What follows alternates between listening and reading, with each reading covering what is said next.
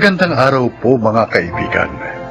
Maririnig natin ang kwento ng isang dalaga at kung paano niya natutuhan na higit na mas mahalaga ang kagandahang loob kaysa sa pisikal na kaanyuan ng isang tao. Siya ay si Anika. Anika ang pangalan ko. Pero ni minsan, hindi ako tinawag ng mga nakakakilala sa akin sa totoo kong pangalan. Dahil ang tawag nila sa akin ay Pango. Kaya mula nang nag-aaral pa lang ako, sinabi ko na sa sarili ko na pagdating ng panahon, magpapa-nose job ako at ipakikita ko sa kanila na higit akong maganda kaysa sa kanila. Ano sa tingin mo, Hana? Maganda pa itong bago kong glasses? Hoy, mahal to ah. This is what you call transition glasses. Umiitim ito kapag mainit.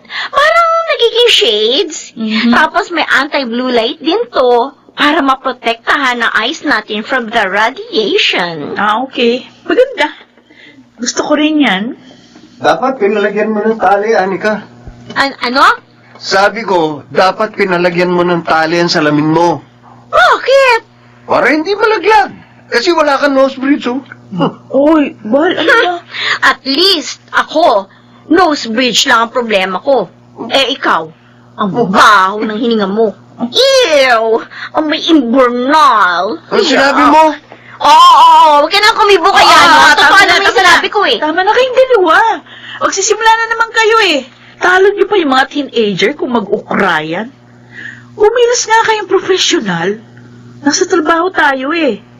Ha? Mga disente naman kayong tao. Wow! Akala mo naman kung sinong napaka-prim and proper mo. Pero pwede mo pang ibalik yan sa paggawa ng salamin, Anika. Para naman huwag malaglag. Sayang yan. Bal, ano ka ba? Di ka ba titigil? Oo na. Alam mo, umanda ka sa akin, Bal, ha? Kapag naipaayos ko tong ilong ko, talagang huyo ka sa akin. Ha?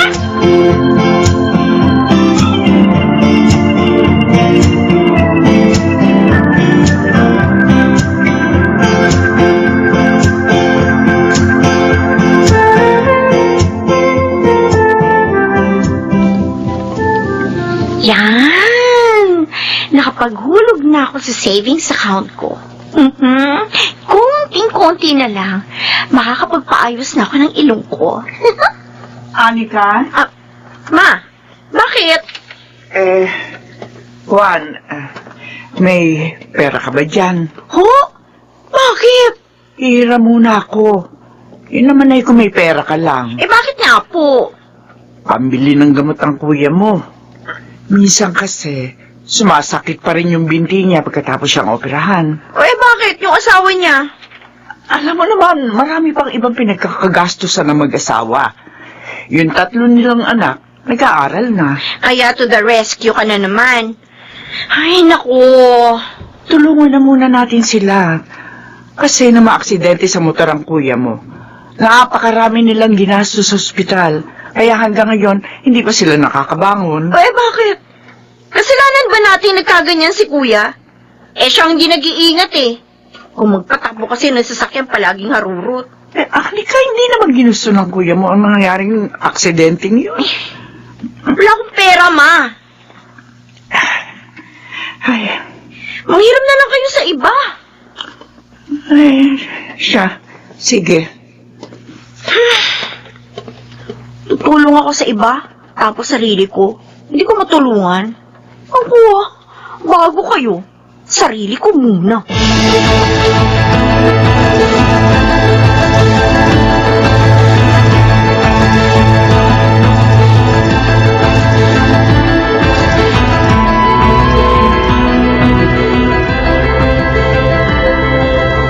Hi, Wency! Kumusta? Magaling ka na ba? Baka naman you need more rest pa. Oo, ayos na ako, Anika. Na-miss ka namin dito sa office.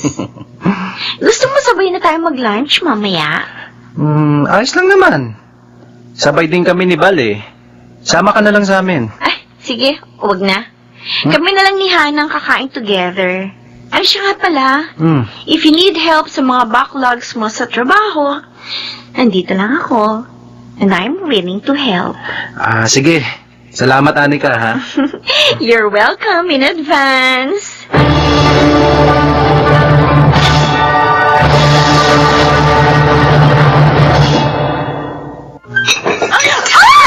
Sorry ho.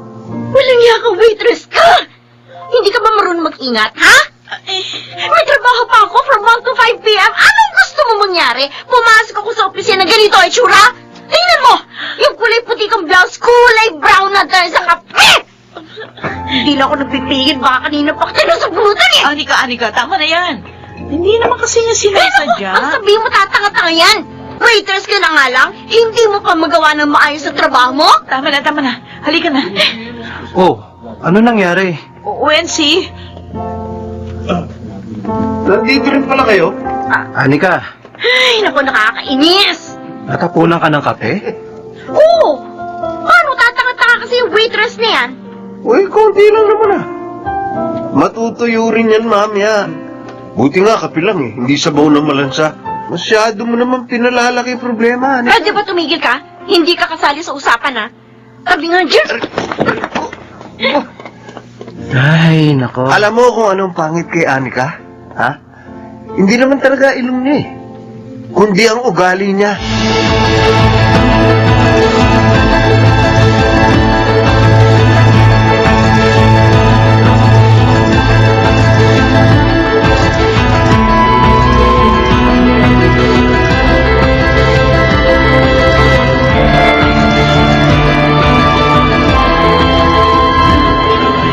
Anika, Oh, bakit kuya? Kung manghihiram ka ng pera, wala ako ipapahiram sa'yo, ha? hindi. May pakikiusap sana ako sa iyo eh. Ano yun? Magpapacheck up kasi ako bukas.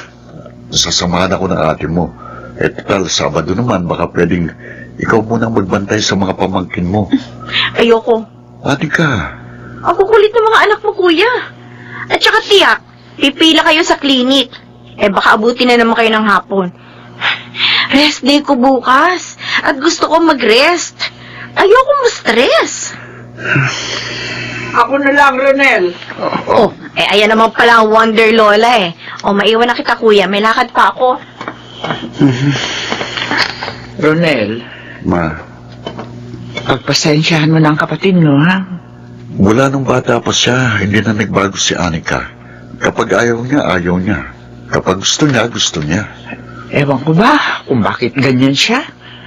Parang wala man lang malasakit sa ibang tao. Siguro ho dahil sa mga pangungutyang naranasan niya noon. Bata pa lang, tampulan na siya ng tukso. Madalas tinatawag siyang ampon kasi ibang mukha niya sa amin eh. Naging manhid siya para protektahan ang sarili niya sa mga masasakit na salitang sinasabi ng ibang tao sa kanya. Pero nawala naman siya ng pagpapahalaga sa mga taong tanggap siya. Kahit sino man siya at anuman ang kanyang itsura. ha? Anong sabi mo, Anika? Sabi ko, I have saved enough money. Kaya magpapayos na ako ng ilong ko. Nag-file na ako ng leave. Ganon? Oh, Okay. bakit parang hindi ka malang excited for me, girl? Okay lang ba sa'yo kung magiging honest ako? Oh, oo naman. Bakit? Ano ba gusto mo sabihin? Alam mo, nung first time kitang nakita, ang first impression ko sa'yo, matalino at dissenting tao. Ay, totoo naman. Di ko napansin na may problema yung ilong mo eh. Kahit na nung matagal na tayo magkasama, hindi ko nakikita na ang ilong mo bilang kapintasan. Kasi naman, mababa ang standard mo sa beauty, girl. Nung tumatagal, at lalo na kitang nakikilala, alam mo kung anong na-realize ko? Masyado ka nakatutok sa physical mong itsura. Kaya hindi mo nakikita, nagiging pangit ka na. Dahil sa pag-uugali mo, sa pakikitungo mo sa ibang tao, sa pagsasalita mo. Hana, Kahit na hindi ka magpa-nose job, maganda ka. At mas gaganda ka kung magiging sensitibo ka sa mga binibitiwan mo salita at sa pakikibagay mo sa ibang tao. Kaya kung ako sa'yo, yung libo-libo mong naipon para sa pagpapagawa ng ilong mo, gamitin mo na lang sa mas makabuluhang bagay at ang pag-aksayahan mo ng panahon, ang pagsasaayos ng relasyon mo sa ibang tao, sa pamilya mo. Yun ang mas mahalaga, Anika. Ang katawan natin, kapag tayo namatay, kahit gaano pa kaganda, uuurin lang naman. Pero ang ugali natin, ang mga nagawa at nasabi natin sa kapwa, yun ang habang buhay natitimo sa kanilang puso at alaala.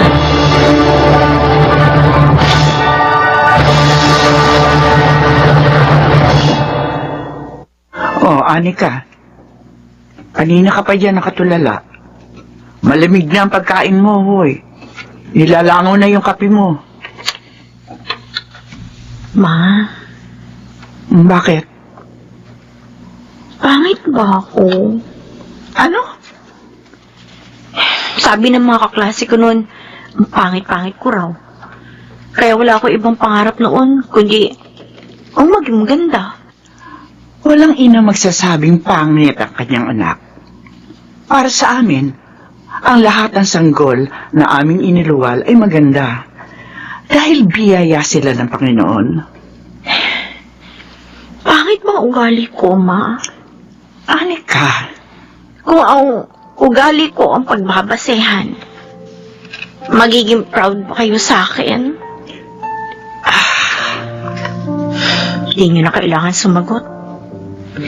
Buntong hininga mo pa lang, alam ko na ang ibig niyong sabihin. anak, ito lang ang tatandaan mo. Mahal at tanggap ka namin ng mga kapatid mo. Lalo na ng Kuya Ronel mo. Mahalaga ka sa amin, Anika.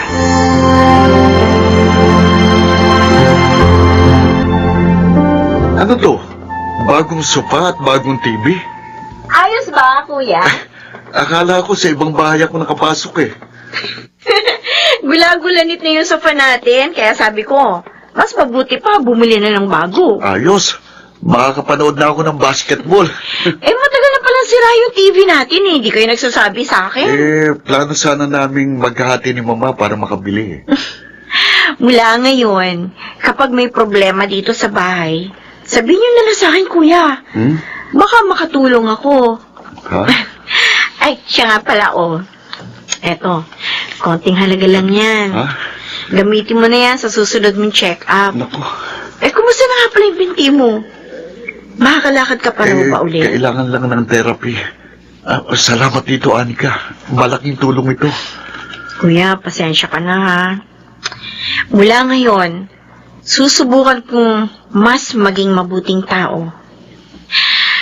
Alam kong mahirap, pero alam ko, kaya ko. Dahil naririyan kayo.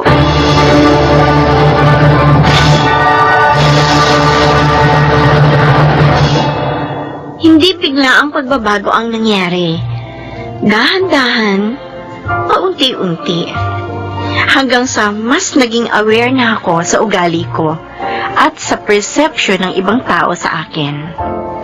From selfish, sinusubukan ko na ngayon maging selfless. Tama si Hana. Hindi ang panglabas na kaanyuan ang problema ko, kundi ang aking pag-uugali. Ang itsura natin, maaaring maremedyohan, pero kapag hinayaan natin maging masama tayong tao, mahirap nang magbago, unless sisikapin mo talagang magbago. Ako po si Anika, at ito ang aking buhay. Ang tunay na kagandahan ay nakikita sa kung gaano kabusilak ang puso ng isang tao. Pakarigsigan na, Susan Robles, Rosana Villegas, James Quaton, Phil Cruz, Jonel Benamin, at Chiquit del Carmen Amor sa papel na Anika. Naglapat ng angkop na tunog Jerry Mutia. Sa musika, Buboy Salonga. Supervisyong teknikal, Eric Lucero at Bong Buyar. Sumulat ng ating kasaysayan, Rita Labano. Sa direksyon, June Martin Legaspi at Maynard Landicho Jr. Ito ang aking buhay.